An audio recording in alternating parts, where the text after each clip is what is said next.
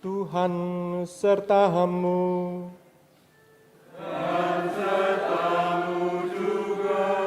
Inilah Injil Yesus Kristus menurut Santo Markus.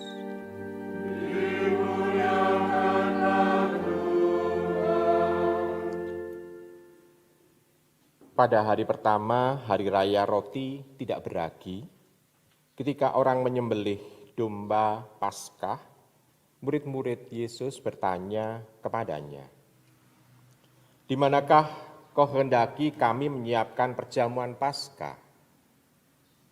Lalu ia menyuruh dua murid yang lain dengan pesan, "Pergilah ke kota. Di sana kamu akan bertemu dengan seorang yang membawa kendi berisi air. Ikutilah dia dan katakanlah kepada pemilik rumah yang dimasukinya, 'Pesan Guru, di manakah ruangan yang disediakan bagiku untuk makan Paskah bersama-sama dengan murid-muridku?' Lalu orang itu akan menunjukkan kamu sebuah ruangan atas yang besar, yang sudah lengkap dan tersedia. Disitulah kamu harus mempersiapkan perjamuan Paskah untuk kita."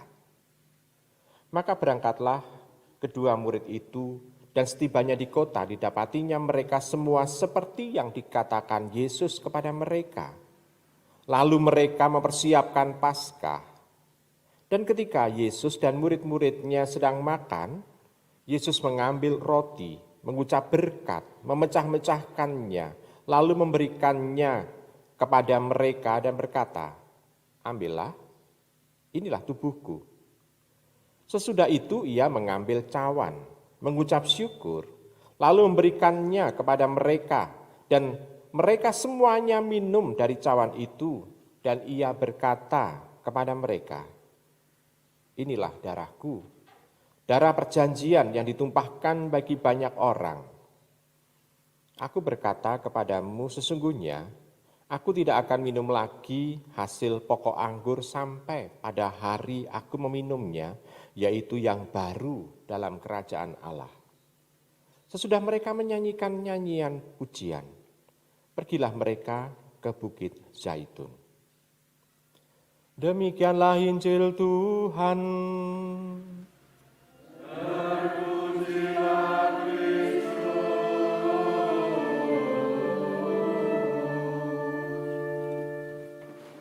Ibu bapak, saudara-saudari yang terkasih dalam Yesus Tuhan, di sana sebetulnya ungkapan tentang kalimat institusi atau kalimat konsekrasi kalau kata kita dalam Ekaristi, itu sebetulnya singkat dalam bacaan Injil hari ini, Injil Markus. Tetapi menurut kitab suci, dalam nas-nas yang lain dalam perjanjian baru, kalimatnya panjang persis seperti apa yang kita ucapkan dalam Ekaristi itu. Nah, ibu bapak, saudara terkasih, kata-kata itu tidak menunjuk pada hari itu sebetulnya, pada saat Tuhan Yesus mengucapkan itu kepada para murid, tetapi menunjukkan pada saat Tuhan Yesus itu sudah memberikan hidupnya. Tentu saja kalau memberikan hidup berarti hubungannya dengan salib Tuhan. Dia mengorbankan dirinya. Lalu kalau mengorbankan dirinya itu artinya dia sungguh memberikan dirinya. Coba kita bayangkan saja kenapa ada kata kurban. Kalau begitu Tuhan Yesus itu seolah-olah menjadi tumbal. Kan setiap kali kita berbicara mengenai kurban seolah-olah, misalnya ambil contoh, orang yang melakukan ritual, praktek segala macam itu kan kadangkala butuh tumbal. Tumbal itu berarti kan darah, berarti kan nyawa. Yang seolah-olah seperti itu. Apakah Tuhan melakukan itu? Bukan yang seperti itu. Kenapa? Karena Tuhan memberikan hidupnya, memberikan nyawanya, memberikan seluruh apa yang ada dalam dirinya demi keselamatan seluruh manusia. Diberikan sekali tetapi untuk selamanya. Bukan diulang-ulang dalam arti restitusi. Seperti perjanjian lama yang selalu menyembelih binatang pada saat mereka mempersembahkan kurban bakaran. Setiap kali ada upacara selalu ada binatang yang dimatikan. Hanya bedanya kalau binatang itu diseret dan dibunuh tidak karena keinginan binatangnya, tetapi karena keinginan bangsa Israel. Nah, sedangkan kalau Tuhan Yesus, karena dia sendiri itu sesuai dengan kehendak Bapanya, memberikan hidupnya untuk keselamatan kita. Sekali, untuk selamanya. Jadi pada waktu Tuhan Yesus mengatakan inilah tubuhku dan inilah darahku, bukan menunjuk pada saat hari itu semua para murid itu memakan dan meminum darahnya atau tubuhnya. Bukan. Tetapi menunjuk yang akan datang setelah dia ada di salib. Altarnya seolah-olah salib itu.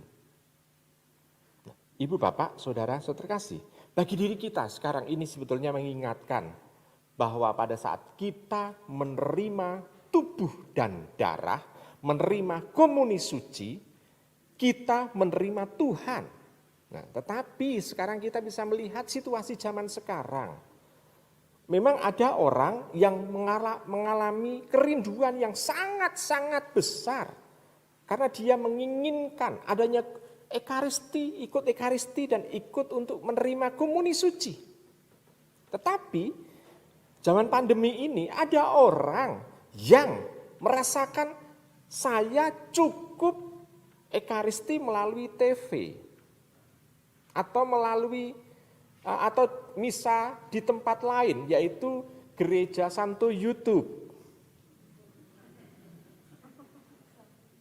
Orang puas seperti itu.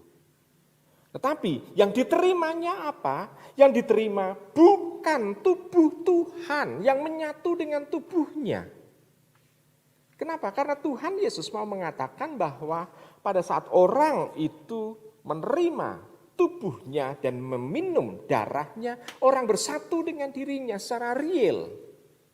Jadi bukan kenangan saja. Kalau kenangan ini adalah bukan pemahaman gereja Katolik atau gereja yang kuno, yang gereja dari para rasul. Karena kalau patokannya gereja dari para rasul, warisan dari para rasul, gereja yang apostolik gitu maksudnya, yang mengikuti apa yang sudah diberikan para rasul kepada kita, kita meyakini bahwa dalam setiap kita ekaristi, kita menyatu dengan tubuh Tuhan. Jadi tidak hanya menyatu dengan sabdanya, tidak hanya menyatu dalam kebersamaannya, tetapi juga menyatu untuk bisa menerima tubuh Tuhan. Ibu, Bapak, Saudara, Saudara terkasih, maka sebetulnya tidak cukup orang hanya berekaristi melalui paroki Santo YouTube. Tetapi harus real. Kalau kita umat paroki Temanggung, ya kita harus datang ke gereja paroki Santo Petrus dan Paulus untuk bisa menerima tubuh Tuhan. Dan ini adalah sesuatu yang luar biasa. Kenapa? Karena dari 7 sakramen dalam gereja ini, puncaknya adalah sakramen ekaristi sebetulnya. Sakramen ekaristi yang dihadiri itu adalah sebagai puncak dari 7 sakramen itu. Ya kita bisa melihat sakramen baptis itu tujuannya apa? Atau sakramen inisiasi lah, dari baptis dan krisma lah. Walaupun inisiasi ada 3 sakramen. Tetapi sakramen baptis dan sakramen krisma untuk apa? Untuk supaya orang diinisiasi supaya layak dan pantas untuk bisa menerima komuni suci. Pengakuan dosa. Bukan hanya pertama-tama melulu untuk supaya kita mengalami pertobatan.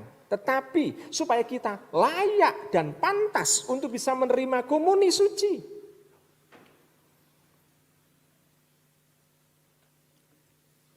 Perkawinan. Di mana dengan hubungannya?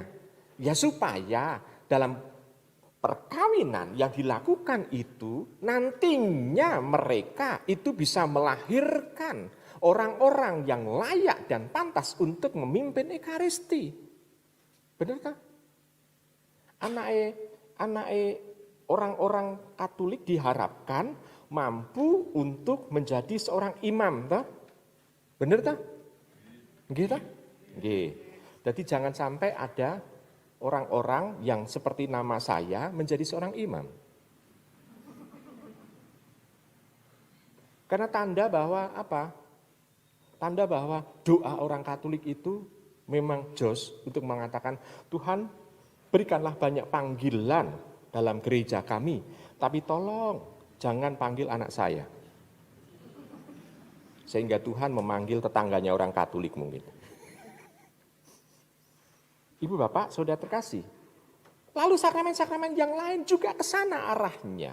Kalau orang itu menerima minyak suci, kadang-kala kan dihubungkan dengan yang namanya lek dang cepet sowan Gusti, benar? Supaya dia disempurnakan sebetulnya untuk supaya bisa berikaristi bersama dengan Tuhan secara langsung. Ya podo wae ya. Nah, Ibu bapak, saudara terkasih, maka pendek kata sebetulnya arahnya ke sana. Tabisan pun itu untuk menandakan bahwa orang ini pantas dan layak untuk memimpin ekaristi. Jadi sebetulnya ekaristi itu adalah puncak dari seluruh sakramen itu. Nah, kalau hanya yang puncak itu dirayakan di depan TV, maka kita bisa melihat bahwa orang itu sebetulnya belum mendapatkan kesempurnaannya. Nanti dia pasti setelah menyetel misa di depan layar, baik itu layar komputer atau layar TV, nanti dia bisa menikmati surga secara langsung setelah misa itu selesai dengan nonton siaran yang lain. Jadi surganya ya itu. Seolah-olah. Tetapi pada saat pandemi memang kita membutuhkan saat itu, seperti itu untuk apa? Meneguhkan kerinduan kita akan perjumpaan secara real dengan Tuhan. Nah, kalau sekarang sudah ada kesempatan, maka kita harus menggunakan itu. Maka panitia pun, yang sebetulnya ekaristi itu tanpa panitia, tapi kita membuat panitia supaya orang yang datang dalam ekaristi itu tidak hanya menerima Tuhan, tetapi pulang tetap sehat. Jadi ada imun yang bisa dipertahankan di dalam dirinya. Jadi seolah-olah kok ada panitia yang menyambut segala macam. Ya, supaya ada jaminan bahwa sepulang dari ekaristi kita tetap sehat. Dan itu sebetulnya tugas kita juga. Jadi kita pada saat ini kita ekaristi sebagai jemaat, tetapi kadangkala dari jemaat ini pun juga diminta sukarelanya untuk mengatur umat di ekaristi yang lain. Jadi sebetulnya itu adalah dari umat untuk umat juga. Pelayanan kita. Nah, ibu bapak, saudara terkasih. Lalu, apakah betul bahwa dalam ekaristi itu kita menerima tubuh Tuhan? Ya. Saya katakan ya. Satu kali, ini ada seorang arsitek yang bertanya kepada saya begini. Saya sebetulnya nggak bisa menjawabnya, tetapi sebetulnya ini inspirasinya dari itu. Begini, arsitek itu mendapat borongan untuk membangun gereja, bukan gereja Katolik. Dia bertanya begini, dia mendapatkan pesan dari pendeta untuk membangun itu, borongannya, tetapi dengan pesan, Pak, buatlah gereja yang akan Anda bangun itu seperti gereja panjenengan, karena dia tahu bahwa arsiteknya itu dan pemborongnya itu adalah orang Katolik. Dia mengatakan bahwa pokoknya buatlah gereja ini seperti gereja panjenengan. Kalau orang masuk gereja saja sudah mulai merasakan adanya sesuatu dalam gereja itu. Lalu arsitek itu tanya kepada saya, apa ya Romo ya yang bisa membuat supaya pada waktu orang masuk dalam gereja itu bisa merasakan ada getaran bahwa Tuhan itu ada di situ. Lalu saya hanya ngomong sederhana, ya buat saja gereja itu ada tabernakelnya. Lalu buat saja gereja itu seminggu sekali ada perjamuannya.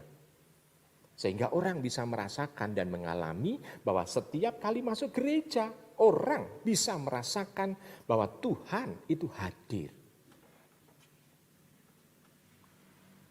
Lalu arsitek itu bicara lagi dengan pendetanya dari gereja yang mau dia bangun itu. Dia mengatakan bahwa dalam gereja Katolik itu hal yang biasa dan yang menjadi keharusan, orang harus membuat tabernakel sebagai tempat di mana sisa roti perjamuan tubuh Tuhan itu disimpan supaya bisa dibagikan kepada mereka yang sakit dan yang tua. Jadi tabernakel itu adalah tempat menyimpan komuni suci yang tidak habis kita santap. Untuk siapa? Untuk mereka yang tua dan yang membutuhkan, yang tidak bisa hadir bersatu dalam Ekaristi.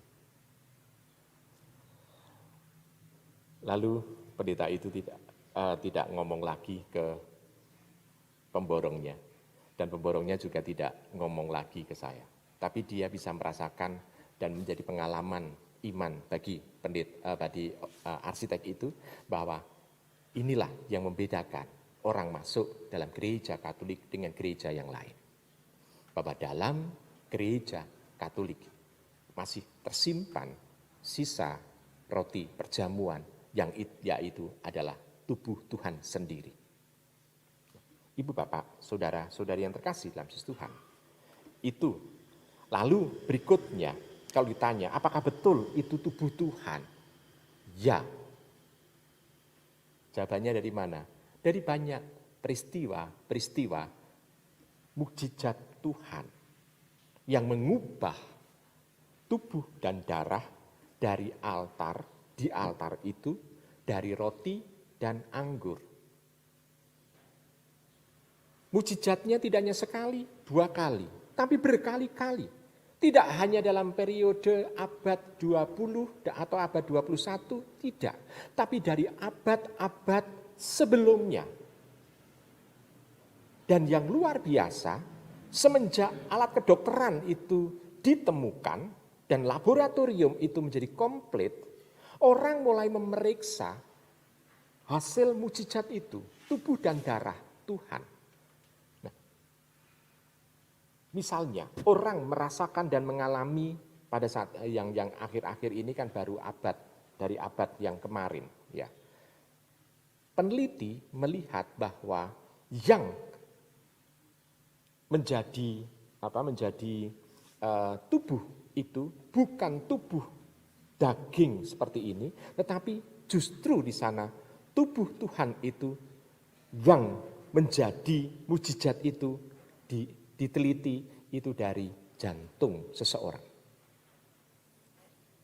Dan juga golongan darahnya katanya AB. Jadi kalau yang punya golongan darah AB sama golongan darahnya dengan Tuhan. Lalu yang luar biasa adalah setelah disamakan, dicocokkan, itu sama dengan mukjizat yang dilakukan ratusan tahun sebelumnya.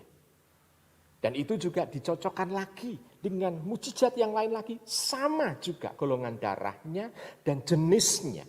Dan semua itu memberikan sesuatu yang luar biasa adalah bahwa ini baru diambil dari seseorang yang beberapa waktu lalu. Gitu. Jadi tidak menjadi, ini bekas tubuh Tuhan yang 2000 tahun lalu. Tidak, tetapi yang baru saja meninggal. Nah, ibu bapak, saudara yang terkasih dalam Yesus Tuhan. Itu yang terjadi. Jadi untuk membuktikan bahwa itu memang tubuh Tuhan. Dan seringkali yang terjadi mukjizat itu, yaitu dilakukan oleh romo yang tidak percaya. Justru peristiwa itu mencelikkan mata romo itu. Supaya apa? Supaya dia mempunyai keyakinan terlebih dulu sehingga bisa di-sharingkan dan bisa dirasakan dan bisa dialami dan bisa dibagikan kepada semua umat. Nah, pada saat itulah kita kembali diingatkan. Nah, Romo itu menjadi sadar bahwa oh ya, tubuh dan darah Tuhan itu harus diyakini terlebih dahulu oleh imamnya sebelum bisa dibagikan kepada umat. Nah, Ibu, Bapak, Saudara terkasih dalam Yesus Tuhan. Maka pada saat kita berekaristi bersama ini, kita kembali tidak hanya berkumpul, beribadat bersama, tidak hanya mendengarkan sabda saja. Kalau mendengarkan sabda dalam ekaristi dengan istilahnya khotbah dan doa umat, sebetulnya kita mengulang tradisi orang Yahudi di sinagoga. Karena di sinagoga hanya pewartaan sabda. Tetapi kekhasan pengikut Tuhan adalah pada hari Minggu pertama dalam minggu itu mereka hari pertama dalam minggu itu mereka memecah-mecah roti. Dan kita melakukan tradisi itu semenjak para rasul merayakannya sampai sekarang. Maka setiap hari Minggu kita selalu ada perjamuan. Nah, Ibu, Bapak, Saudara-saudari yang terkasih dalam Yesus Tuhan. Maka sekarang bagi diri kita, untuk peneguhan kita, mari kita mencoba untuk berusaha menerima tubuh Tuhan yang tidak hanya mengenyangkan perut kita, tetapi juga mengenyangkan iman kita, spiritualitas kita, dan mengenyangkan kerinduan kita akan Tuhan. Tuhan senantiasa memberikan rasa lapar dalam diri kita, tidak hanya lapar akan makanan, tetapi lapar akan kerinduan untuk menjalin relasi dengan Tuhan. Dan dalam ekaristi kita mengalami dan merasakan kepenuhan itu. Saya percaya umat yang hadir pada saat ini juga bisa merasakan dan mengalami bahwa Tuhan tidak hanya kita kenangkan atau Tuhan hanya dalam dunia ide saja, tapi Tuhan secara real bisa menyatu dengan tubuh kita. Selamat merenungkan.